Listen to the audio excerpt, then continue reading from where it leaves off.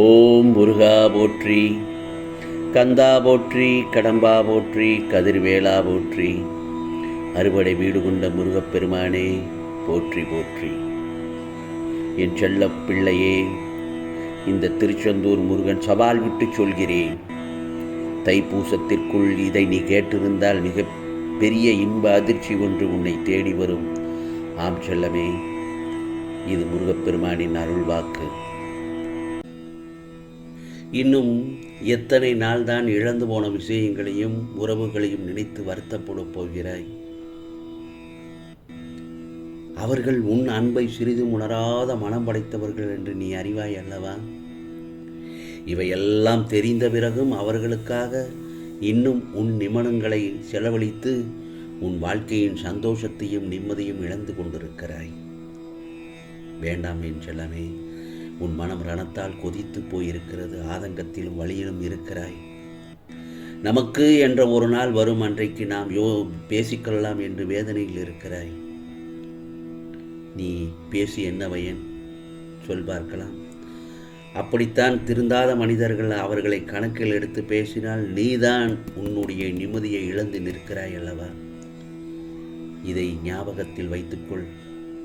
இந்த முருகப்பெருமான் பல தடவை உன்னிடம் நான் எச்சரிக்கை செய்திருக்கிறேன். உன்னையும் உன் அன்பையும் கொண்டாடுபவர்கள் இருக்கிறார்கள் இந்த பிரபஞ்சத்தில். அவர்களுக்காக நீ சிரி, அவர்களுக்காக அழு, அவர்களுக்காக வருத்தப்படு. நீ அவர்களுக்கு உதவி செய், புரிகிறதா? ஆனால் உன்னை மதிக்காத இடத்தில் ஒரு நிமிடம் கூட தங்காதே. அமைதியாக அவர்களை விட்டு நகன்று வந்துவிடு. அவர்களை பற்றி யோசிக்காதே, பேசாதே, நினைக்காதே. என் செல்ல பிள்ளையே, உன் கோபம் நியாயமானதுதான். ஆனால் அது வேண்டாம். அது உன்னையும் உன்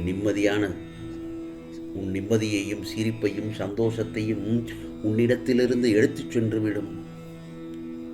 உனக்கு எந்த விதமான குழம்பும் நிலை வேண்டாம். அனைத்தும் என்னிடம் நீ விட்டு விட்டாய் அல்லவா?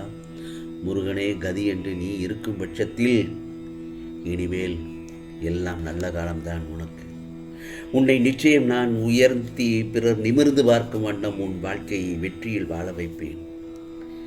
இனி வரப்போவதெல்லாம் உனக்கு வசந்த காலங்கள் தான் என் செல்லமே. கவலைப்படாமல் இரு. சில நேரங்களில் சில வேலைகளை நீயாக செய்திருப்பாய். இதையெல்லாம் நான் எதற்காக செய்தேன்? அந்த தருணத்தில்தான் நீ எப்போதும் ஆனந்தமாக இருக்க வேண்டும் என்பதற்காகத்தான் உனக்கு இந்த மாதிரியான நிகழ்வுகளை செய்வதற்காக நான் உனக்கு அருள்பாலித்தேன். ஆனந்தம் மன மகிழ்ச்சியாக இருக்கும்போது அல்லவா வருகிறது? மன மகிழ்ச்சி எப்போது வருகிறது? உன் கோரிக்கைகள் அனைத்தும் நிறைவேறிய பிறகுதானே வருகிறது. நீயோ நான் முடித்துவிட்ட பிரச்சனைகள் இன்னும் முடியவில்லை என தவறுதலாக புரிந்து கொண்டு இன்னும் கஷ்டத்தில் பிரச்சனைகள் துடித்து கொண்டிருக்கிறாய். அதை நான் சொல்கிறேன், என்ன தெரியுமா? அவற்றையெல்லாம் முதலில் உன் மனதிலிருந்து தூக்கி எறிந்துவிடு. அப்போதுதான் நீ கலக்கமடைய மாட்டாய். ஆம் செல்லமே, நீ எந்த ஒரு தருணத்திலும் என்னிடம் உனது வேண்டுதல்களை வைக்க தேவையில்லை. உன்னை காப்பது எனது கடமை அல்லவா? உன் மனதில் ஓடும் எல்லா எண்ணங்களும், ஆசைகளும், கனவுகளும் இந்த முருகப்பெருமான் நன்கு அறிவேன். உனது தேவையை நான் நன்கு அறிவேன். எது நன்மையோ அதை மட்டும்தான் செய்வேன். நீ கவலைப்படாதே. நீ எல்லா செல்வங்களையும் பெற்று மகிழ்ச்சியான வாழ்வை வாழப்போகிறாய். நீ ஒன்றும் பயப்பட தேவையில்லை. நீ எதற்காக பயப்பட வேண்டும்? நீ நினைத்தது போன்ற வாழ்க்கை உனக்கு கிடைக்கப் போகிறது. ஆனால் வாழ்க்கை கஷ்டங்கள் இல்லாமல் எப்படி இருக்கும்? சொல் பார்க்கலாம். பகல் இரவு என இருப்பது போல துன்பம் என்ற பக்கங்கள் உண்டு. அதை தாண்டி மனம் தளராது உழைத்து அதற்கான தகுதியை வளர்த்து கொண்டால் நிச்சயமாக நீ வாழ்க்கையில் முன்னேறி விடுவாய். வாழ்வில் எங்கும் துன்பமும் தீமையும் என்று எண்ணினால் அதனால் வரும் எண்ணங்கள் எதிர்மறையாகவும் தீயவையாகத்தான் இருக்கும். புரிகிறதா? எண்ணங்கள் அழகானால் வாழ்க்கை அழகாகும். எண்ணங்களை நீ நோக்கும் பொருட்டு மற்றும் அதன் வெளிப்பாடுதான் என் செல்லமே. உன்னுடைய எண்ணங்கள் உன் இயல்பான குணாதிசயங்களில் இருந்து வருவது. ஆனால் குணத்தின் முழு சாயலில்தான் எண்ணம் என்றால் நிச்சயமாக இல்லை. உன் குணம் என்பது உன் ஆன்மாவுடன் ஒன்றானது. அதற்கு ரூபங்களே கிடையாது. நேர்மறை எதிர்மறை என்ற கோணம் கிடையாது. ஆனால் உன்னுடைய எண்ணம் என்பது உலகியல் ஆசைகள் படர்ந்து உள்ளதால் உன் நிஜ உருவத்தை மறைத்து நிழல் போல உன்னை பின்தொடர்ந்து கொண்டே இருக்கும்.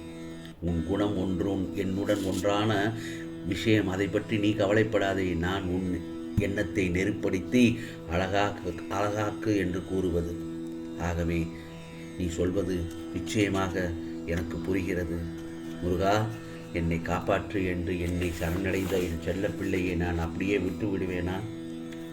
இதோ நான் உனக்கு பொக்கிஷமாக தரப்போகும் நல்லதொரு வாய்ப்பை நழுவ விட்டு விடாதே. நீ நினைத்ததெல்லாம் நடக்கப் போகிறது. உனது வாழ்க்கை தரத்தை மாற்றி அமைக்கப் போகிறேன் இந்த முருகப்பெருமான். எதையெல்லாம் எதிர்பார்த்து காத்து கொண்டிருந்தாயோ அதையெல்லாம் நடைபெறப் போகிறது. ஓர் அதிசயம் நடக்கப் போகிறது. அது உன்னை முழுவதுமாக மாற்றப் போகிறது.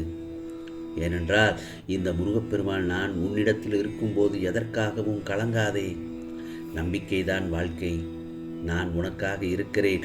என்னை சரணடைந்தபின் உன்னுடைய கோரிக்கைகள் ஒவ்வொன்றாக நிறைவேற்றுவேன். உன் கோரிக்கைகள் நிறைவேறாது என்ற பேச்சுக்கே இந்த இடத்தில் இடமில்லை. அதே நேரத்தில் சோதனை காலம் வரும்போது பயப்படக்கூடாது, கலங்கக்கூடாது. தாய் தந்தை தன் பிள்ளைகளை கண்டிப்பது போல உன் இறைவனான இந்த முருகப்பெருமான் நானும் என்னை நான் நேசிக்கிறவர்களை கடிந்து நடத்துகின்றேன். இதை நீ புரிந்து கொண்டு நடக்கும்போது உனக்கு அனைத்தும் செய்வேன். பயப்படாதே. பலம் கொண்டு திடமான மனதுடன் இரு. உன்னை ஒருபோதும் இந்த முருகப்பெருமான் கைவிட மாட்டேன். உன்னை விட்டு விலகி விடவும் மாட்டேன். கலங்காத. எது வந்தாலும் கலங்கக்கூடாது. அதை தாங்கக்கூடிய சக்தியும் உனக்கு நிச்சயம் கொடுப்பேன். தப்பிக்கின்ற வழிகள் அனைத்தும் உருவாக்கி கொடுப்பேன். உனக்கு பின் இருப்பது நான் அல்லவா? உன்னை என்றும் கைவிட மாட்டேன். பயப்படாதே. எப்போதும் எல்லாவற்றுக்கும் சந்தோஷமாக இரு. கஷ்டம் வந்தால் உடனே துவண்டு போகக்கூடாது. அது உன் பூர்வ ஜென்ம கர்மம். இன்பத்தை எவ்வாறு சந்தோஷமாக ஏற்கின்றாயோ அதே போலத்தான் கஷ்டத்தையும் ஏற்று என் மீது பாரத்தை போட்டுவிடு. அதை நான் பார்த்து கொள்கிறேன். இந்த முருகப்பெருமான் உன்னோடு நான் இருப்பதால் நீ ஜெயிக்கப் போகிறாய். ஆம் செல்லமே, எவ்வளவு பிரச்சனைகள் இருந்தாலும் அதில் வெளியில் தெரியாமல் சிரித்த முகத்துடன் தெரிகிறாய் அல்லவா? மற்றவர்களுக்கு துன்பம் வந்தால் அது உனக்கு வந்தது போல் துடிக்கின்றாய் அல்லவா? அது மட்டுமின்றி உன்னை கேவலப்படுத்தியவர்கள் முன் உன்னை பார்த்து பொறாமைப்படும் அளவுக்கு வாழ்ந்து காட்டுகின்றாய். அதுதான் இந்த முருகப்பெருமானுக்கு மிகவும் மகிழ்ச்சியாக இருக்கு, பெருமையாகவும் இருக்கிறது. எவ்வளவு பிரச்சனைகள், எவ்வளவு போராட்டங்கள் நினைத்து பார்த்தால் எனக்கே மூச்சு முட்டுகிறது. இன்று மட்டுமல்ல, இனி என்றுமே என் செல்ல பிள்ளைதான். உன்னை என் கண் இமை போல் காப்பேன். ஒரு நொடி கூட எண்ணி உன்னை விட்டு பிரிய மாட்டேன் என் செல்லமே. நிச்சயமாக உனது கனவுகளை எல்லாம் நிஜமாக்கி உனது வாழ்க்கைகளை சிறப்பாக்க இந்த முருகப்பெருமான் அருள் பாலிப்பேன். நிச்சயமாக இது முருகப்பெருமானின் அருள் வாக்கு.